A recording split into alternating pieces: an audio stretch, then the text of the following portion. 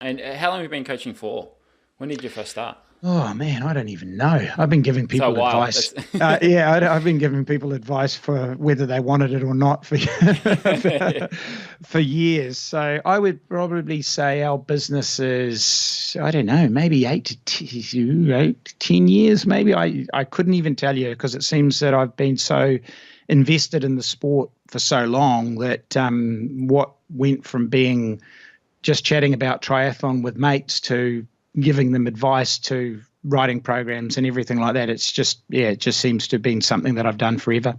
Yeah, and I mean, what do you? Because I'm sort of similar. It's always been about my own training. So I still like to compete and train, but a lot of time is now on the coaching. What is it for you that you get most out of coaching people? What do you enjoy the most about it? I must admit, like I've always enjoyed the age groupers, and that's really really cool. Adding the extra dimension of working with professionals, where it's life and death, has added an extra edge to coaching, which I actually really really enjoy. I think, and I would be disingenuous if I said every coach should not be training and racing at the same time, because not every coach is in my position where it's they're working with a whole host of professionals that are relying really heavily on you. My transition to full-time coaching was a little bit easier because I'd achieved probably the biggest goals that I'd ever set myself. So my ability to now live vicariously through the endeavors of my athletes is actually probably as tangible as winning in my own right.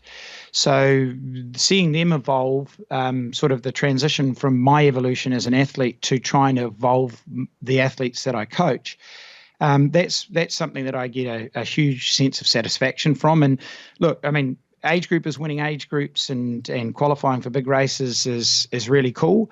But when you see a professional athlete who's never won an Ironman before win an Ironman, which has happened for me, and I've had, I think I might have had 20 or 25 70.3 or challenge half distance professional wins. That's really cool, and I'm super proud of the fact that I've been able to influence professional athletes when they're sort of at the thin end of the wedge of their development. So it doesn't matter. Success for my athletes is probably the strongest motivator, and putting myself in a position to help to try and think of all the different things that might contribute to their success is, quite a stimulating environment to exist in on a day-to-day basis.